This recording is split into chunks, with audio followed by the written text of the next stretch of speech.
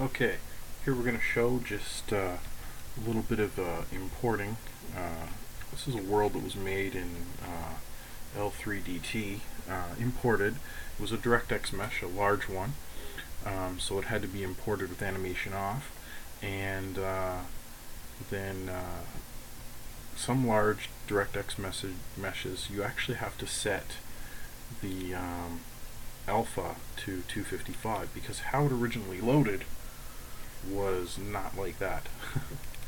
So I added a water plane, but to show you how it loaded and why this would be frustrating, that's actually how it loaded. There was no water plane, of course, because I made that, but to see what it imported, you have to set this to 255 or max value. It makes it fully opaque. So shift plus page up to make sure my camera steps are large. We're going to zoom in, but even that, the mesh is 20 kilometers squared, so it's quite big. Now I haven't really messed with the mapping much, and there we go. It's just sort of simply loaded. The UVs are all at default. I haven't really played with much, but this just shows you simple mesh, simple lighting, and how that works. Now I'm going to reduce this because I want to see more of what I'm doing. We are going to grab the light. No, actually, sorry, we're going to grab the camera. Hide the gizmo because we don't need to be seeing the gizmo on the camera. There we go. And in the camera, that's the distance that was auto set when we first loaded. I find for making fog work, you want to be about 2/3 of that or so, but for what we're going to set up here, I'm going to set it to 18,000.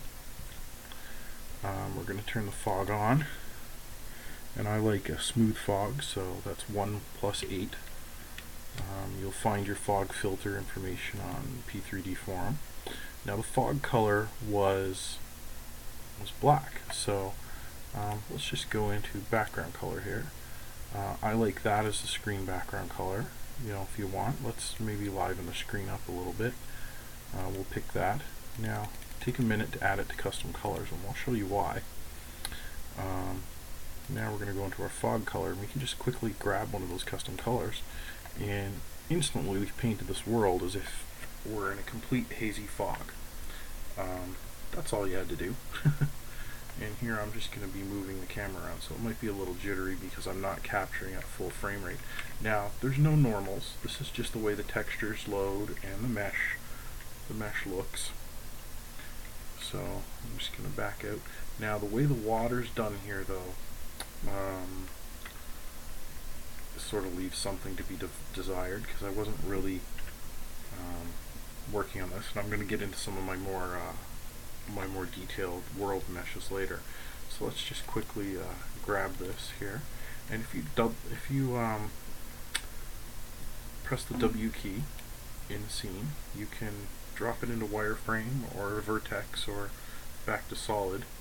You can also go up to entity here or mesh, and you can change the fill mode exactly the same way. You can update normals, all that kind of stuff. We're not worried about that so much. I'm going to display the FPS. Now, of course, I'm capturing video, so it's going to stay around 60 in this particular mode. If you really want to have a look around your terrain, why not hide most of the user interface? Push V to get into FreeCam, or you can just right-click and go into FreeCam. But as you can see here, you're then free to move around. Now, maximizing a window is something that I prefer to do rather than just going to full screen, but you get an idea here of what it's going to look like. And now, one of the things you can do is, if you're using your mouse and you hold the shift button and the middle mouse button, you can move up and down. So I'm just going to move up a bit and back the mouse out. Now again, you hold down shift and page up. If you hold down shift, your arrow key movement is going to be quicker. can set your step size with page up and page down, and if you hold shift while you're doing page up and page down, you can rapidly change your step size. Actually, what I'm going to do here is I'm just going to quickly unhide all tools, and we're going to turn the cam HUD on, and then I'm going to hide the tools again. Okay, so we've got our triangle count, our camera position, but here you've got the step size, and if you notice, if I'm just doing page down and page up, the step size is small. If I hold shift, the step size is quite fast. Okay, max is at 10, so if I'm moving up arrow, down arrow, we're moving at 10 units per push. Hold shift and we're moving 100 units per push. Okay, pretty handy for small movement too. But what I wanted to do now is play with the fog a little bit. So actually we're going to go ahead and bring the user interface back, and I'm just going to turn off the cam HUD and the FPS HUD. We're going to select our camera, get into the camera tools. Now the far distance is a bit far, so why don't we just go ahead and lower that down to, say, I don't know, 8,000, and we'll put the near fog at about 500, and now we can go down into the world and get down near here.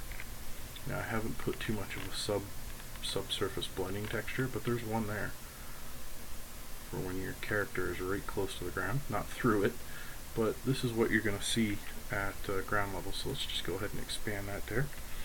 So here's what a character might see moving around. Of course, I've got the step size huge. The character doesn't move 10 kilometers per push, but yeah, it's quite a large map, and you get that nice fog look. So that's a quick fog touch. But the way the water was done, it was done as a single plane, so the fog gives the water this wrong, eerie glow, and I'm going to cover later how to fix that. Just fly around the mesh here, and you get a real sense of the size of things. And I'm going to just park here, even on the dark side. You get that sort of automatic shadowing that just sort of happens. And again, the water looks kind of funny, but you definitely get that sense of size and scale when your fog is right.